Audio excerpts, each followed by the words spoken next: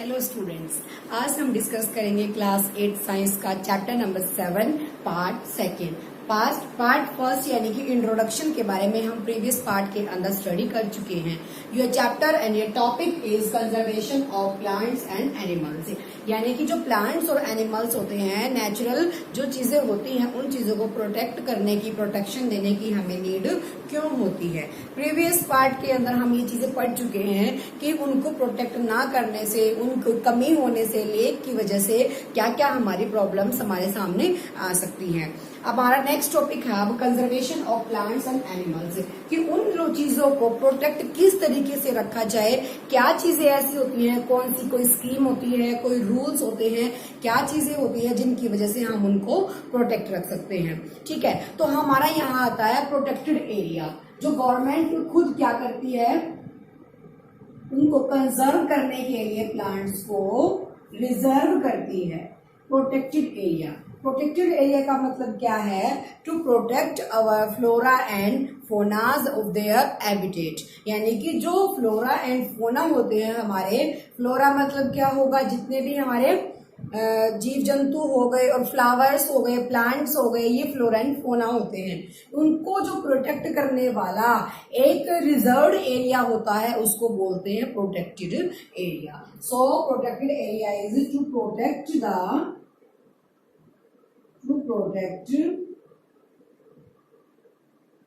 the flora and fauna,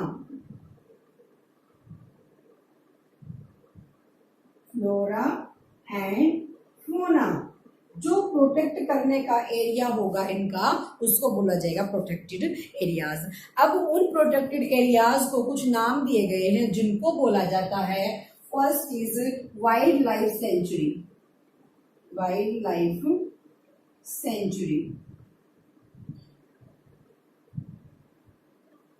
second आएगा national park,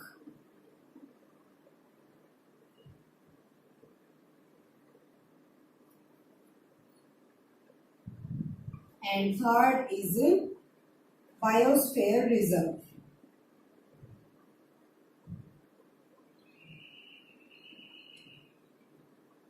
biosphere reserve. अब बात करते हैं फर्स्ट जो हमारा प्रोटेक्टेड एरिया है, this is wildlife sanctuary. Wildlife sanctuary का मतलब क्या होगा? जो जितने भी हमारे प्लांट्स एंड एनिमल्स हैं वो अपनी लाइफ जी सके without any disturbance. To live किस चीज के लिए? जो हाउसेज होते हैं प्लांट्स एंड एनिमल्स के, विदाउट एनी डिस्टरबेंस, बिना किसी डिस्टरबेंस के जिस रिजर्व्ड एरिया के अंदर वो रहते हैं, उनको क्या बोला जाएगा?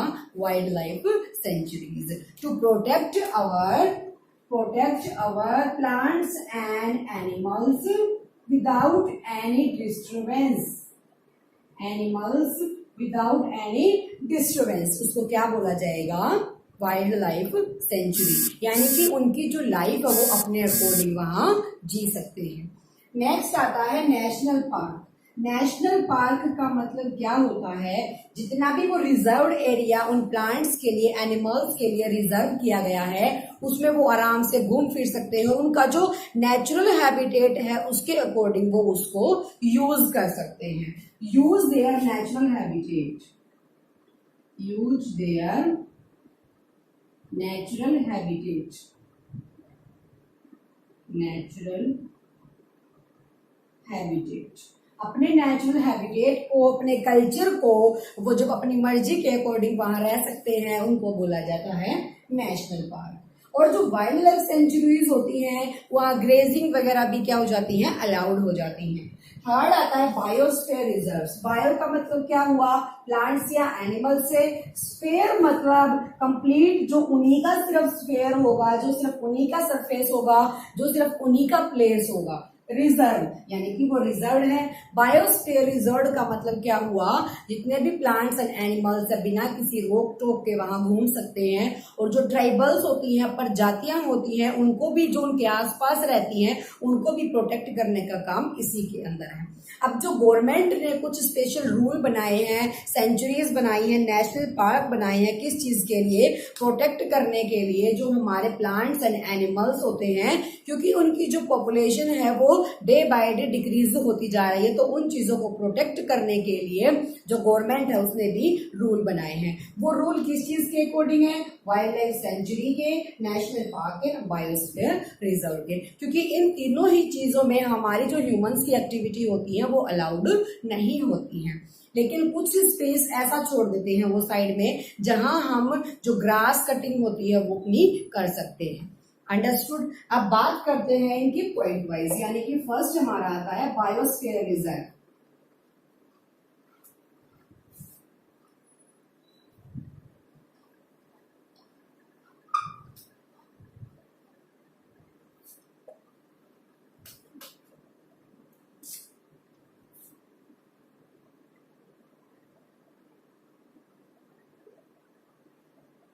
What is biosphere reserve? Biosphere reserve का मतलब क्या होगा? Biosphere reserve are the areas, ऐसे एरिया होते हैं मेंट टू कंजर्व करने के लिए plants and animals and their biodiversity, to conserve the biodiversity. जो ऐसे एरियाज किस चीज के लिए कंजर्व करने के लिए? बायोडाइवर्सिटी। अब बायोडाइवर्सिटी का मतलब क्या होता है? पहले डेफिनेशन लिख लेते हैं बायोस्फीयर रिजर्व की। टू कंजर्व बायोडाइवर्सिटी, बायोडाइवर्सिटी को कंजर्व करने के लिए। अब बायोडाइवर्सिटी क्या होती है? Large variety of, A biodiversity is a large variety of plants and animals, plants, animals and micro organisms, and micro organisms. जितने भी हमारे प्लांट्स होते हैं, एनिमल्स होते हैं और माइक्रो ऑर्गेनिजम्स यानी कि लिविंग ऑर्गेनिजम्स होते हैं, उन सब की जितनी भी वैरायटीज होती हैं, डिफरेंट वैरायटीज, वो बायोडाइवर्सिटी बोला गया। उस बायोडाइवर्सिटी को प्रोटेक्ट करने के लिए, कंजर्व करने के लिए हमने क्या बनाए? बायोस्फीयर रिजर्व बनाए, ताकि जितने भी हमारे फ्लोरा एंड फोना होते हैं वो अपने हैबिटेट के अकॉर्डिंग, अपने कल्चर के अकॉर्डिंग वहां पे रह सकते हैं। तो वो हमारे क्या बन गए? बायोस्फीयर रिजर्व बन गए। अंडरस्टूड। अब उसके बाद नेक्स्ट बारी आती है फ्लोरा एंड फोना की। What do you mean by flora and फोना? क्योंकि हम बार बार इसी टॉपिक को उठाते हैं कि जो हमारे फ्लोरा एंड फोना होते हैं उनको प्रोटेक्ट करने के लिए। What do you mean by flora and फोना? आपको इनकी सिंपल डेफिनेशंस पता होनी चाहिए, बाकी आपका जो जनरल नॉलेज है वही इसके ऊपर बेसिक चीज है। अगर डेफिनेशन पता है तो वो आपकी नॉलेज को इंक्रीज करता है।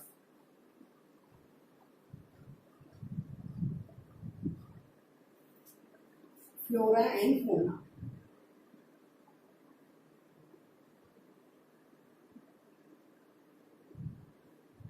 फ्लोरा एंड फोना ऐसा एरिया होता है जहाँ के जो प्लांट्स होते हैं और जो एनिमल्स यानी कि जो जीव जंतु, जो स्पीसीज होते हैं, वो सिर्फ एक पर्टिकुलर एरिया में ही मिलते हैं। फ्लोरा एंड फोना means plants and animals are found in a particular area are called flora and fauna।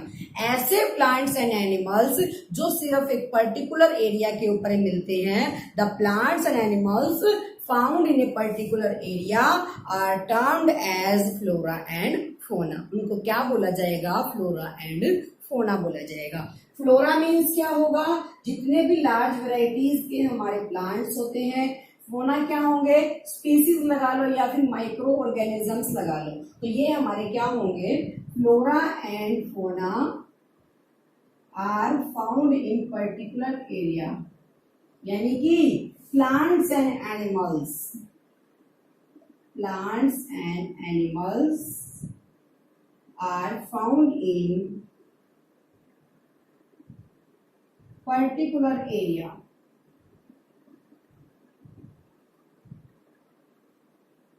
are termed as, उस टर्म को क्या बोला जाएगा? फ्लोरा एंड फोना बोला जाएगा। इसी के थोड़ा सा मिलते जुलते होते हैं एंडेमिक स्पीसीज।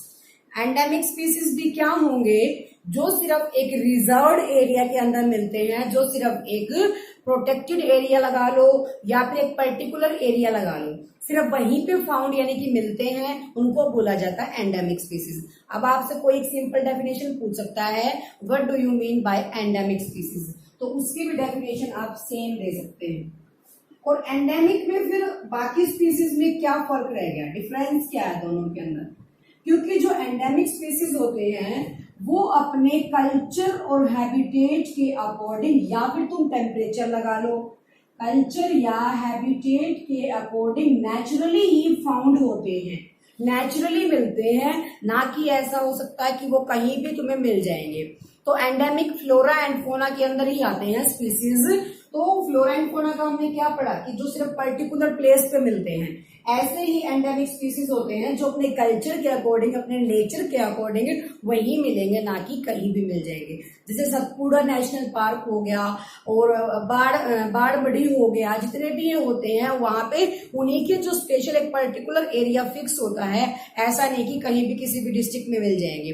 लेकिन जो एंडेमिक स्पीसीज होते हैं उनका एक स्पेशल जोन होता है। जैसे कोई भी चीज है, साल के पेड़ हो गए, साल ट्री हो गए, टीक हो गए, मैंगोज होते हैं, जितनी भी ये चीजें होती हैं ये सारी एक डिफरेंट स्टेट की फेमस होती हैं या डिफरेंट कंट्री की होती हैं। जैसे देखो कुछ स्पीसीज ऐसे होते हैं जिनको क्या होता है, ज्यादा कोल्ड के अंदर यानी कि ज्यादा ठंडे के अंदर, टेम्परेचर लो के अंदर उनको, वो सिर्फ वहीं पे रह सकते हैं, ठीक है, एग्जिस्ट कर सकते हैं। लेकिन कुछ ऐसे होते हैं जिनको हाई टेम्परेचर की नीड होती है, तो वो सारे नेचुरली वही मिलेंगे जहां उनको अपने जैसा कल्चर मिलेगा, अपने जैसा हैबिटेट यानी कि इन्वायरमेंट मिलेगा। तो इस तरीके के स्पीसीज को क्या बोलते हैं, एंडेमिक स्पीसीज मिलते हैं, जिनका एक पर्टिकुलर जोन होता है, एक पर्टिकुलर स्टेट होता है। जैसे हम बोलते हैं ना नॉर्मली कि उस स्टेट का ये फेमस है, उस स्टेट पे ये मिलते हैं, ये मिलते हैं, तो इस तरीके से उनका एक पर्टिकुलर जोन होगा, उनका एक पर्टिकुलर स्टेट होगा। Understood, they are called endemic species. अब उसके बाद नेक्स्ट पॉइंट पे आते हैं, वाइल्ड लाइफ सेंचुरीज। वैसे हमने उसका बेसिक पढ़ ही लिया है, लेकिन एक बार डेफिनेशन और देख लेते हैं।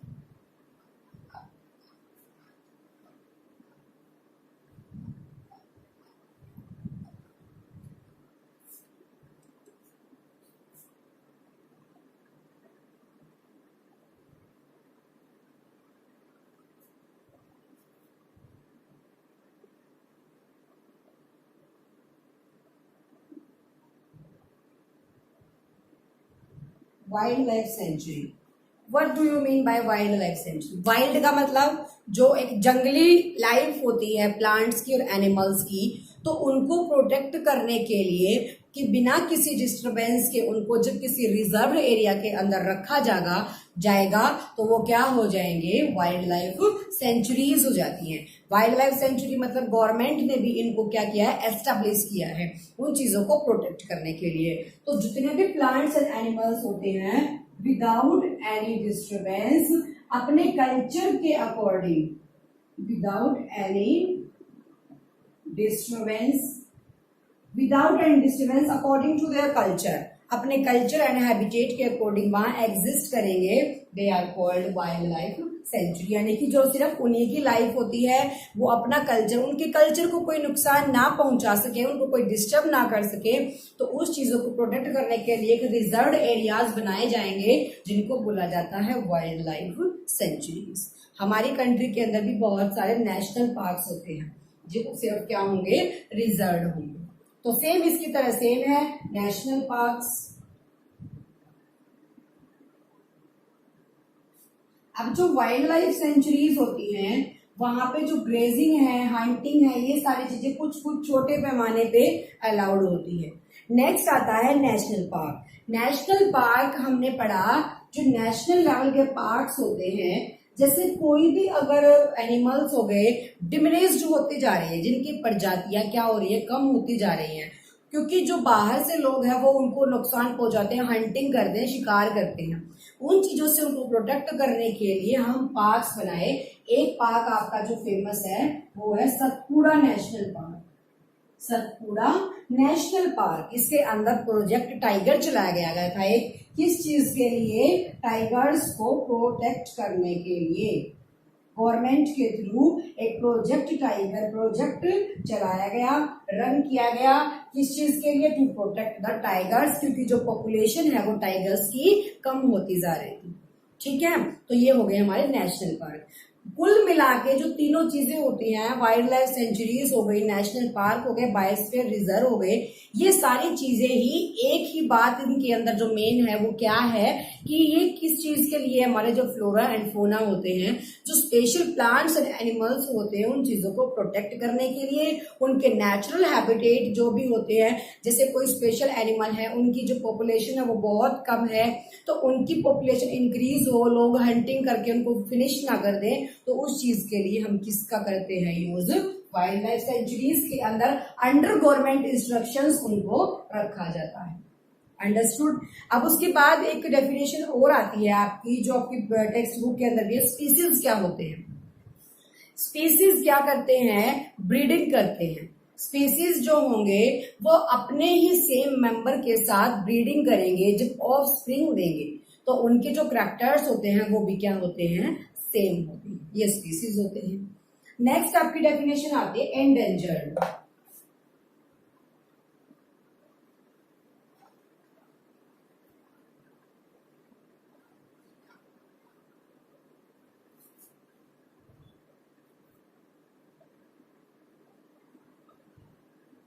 एंडेंजर्ड का मतलब क्या हुआ?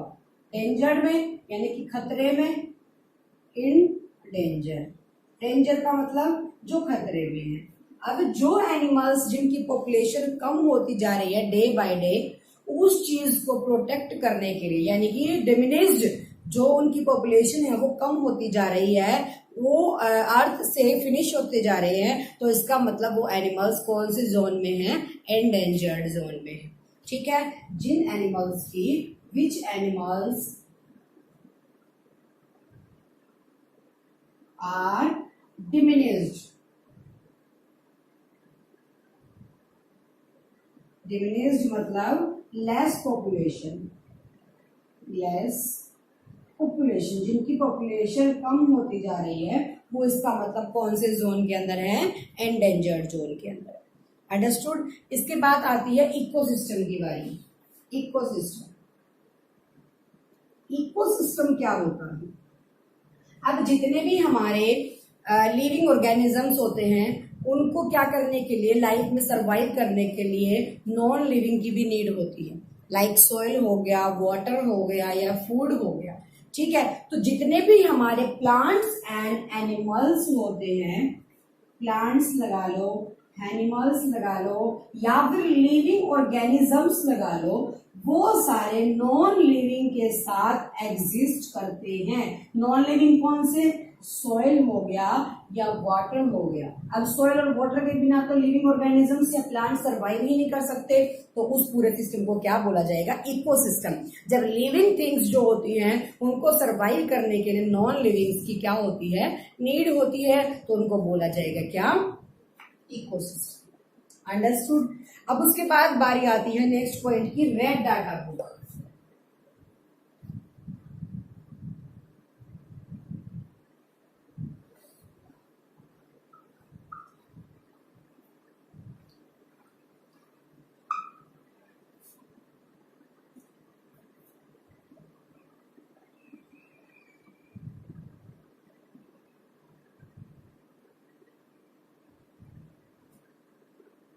Red data book.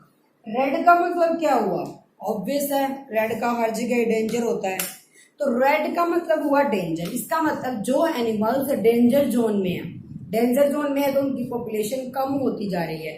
तो जितने भी हमारे एनिमल्स होते हैं जिनकी पॉपुलेशन, यानी कि सोर्स ऑफ डिमिनिश्ड एनिमल्स, जितने भी हमारे एनिमल्स होते हैं जिनकी पॉपुलेशन डिमिनिश्ड यानी कि कम होती जा रही है, उनका डाटा रिकॉर्ड करके रखने वाली बुक क्या होती है? रेड डाटा बुक होती है। जितने भी स्पीसीज होंगे जिनकी पॉपुलेशन अर्थ से चलती जा रही है, फिनिश होती जा रही है, तो उनका जो डाटा रखती है, रिकॉर्ड रखती है, वो कौन सी बुक होती है?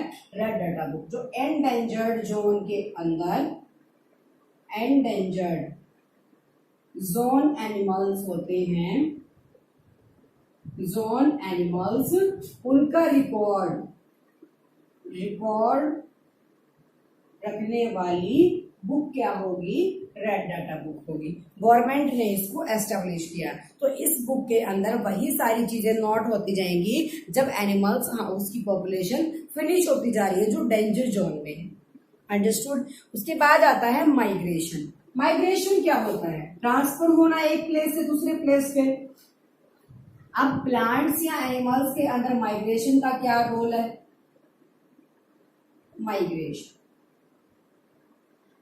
माइग्रेशन का मतलब होता है बर्ड्स फ्लाई अवे, जितने भी बर्ड्स हैं fly away according to time,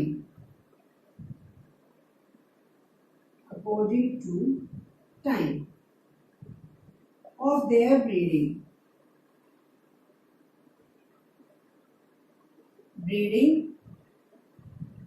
या फिर climate change,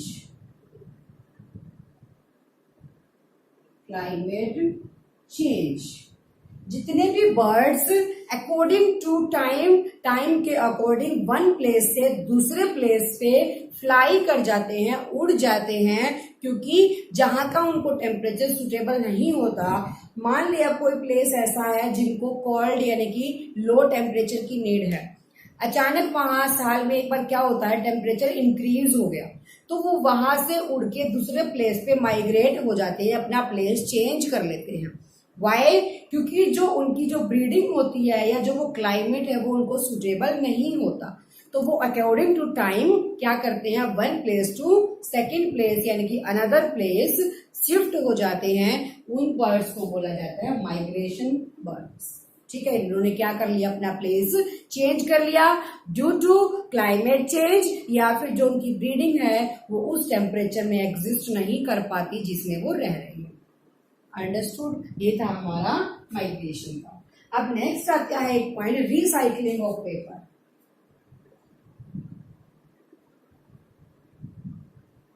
recycling of paper, paper को रिसाइकलिंग करने की जरूरत क्यों पड़ी? अब जो हमारा 1 टन पेपर रेडी होता है वो कितने ट्रीज कट करके होता है, 17 ट्रीज। जब 17 ट्रीज कट करके 1 टन पेपर रेडी हुआ, तो ये देख लो कि ट्रीज हमारे लिए कितने इंपॉर्टेंट हैं। जब हम पेपर को वेस्ट करते हैं, जो एक पेपर शीट ऑफ पेपर होता है वो 3 टाइम्स यूज होता है, तो जब 1 शीट ऑफ पेपर होता है वो हमें उसको डिस्ट्रॉय ना होने से अच्छा है उसको रिसाइकलिंग करके यूज करना चाहिए, क्योंकि जितने ज्यादा पेपर बनते जाएंगे हमारे जो ट्रीज होते हैं वो उतने ही फिनिश होते जाएंगे। तो इसी वजह से रिसाइकलिंग करनी चाहिए किसकी, शीट ऑफ पेपर। नेक्स्ट आता है इसके बाद रिफॉरेस्टेशन।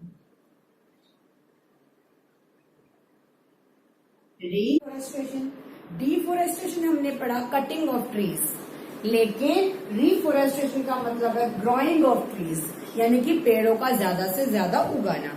तो जितने भी हमारे एनिमल्स होते हैं उन चीजों को और हमारी लाइफ को सरवाइव करने के लिए प्लांट्स की नीड है, तो क्योंकि हम इनडायरेक्टली किस पर डिपेंड होते हैं, फूड के लिए, प्लांट्स के ऊपर।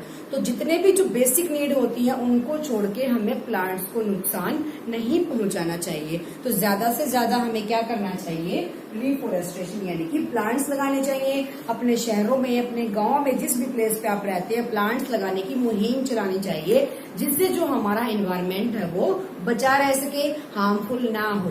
जो चीजें प्लांट्स के ऊपर डिपेंड करती हैं वो सारी चीजें इजिली चलती रहे, स्मूथली चलती रहे।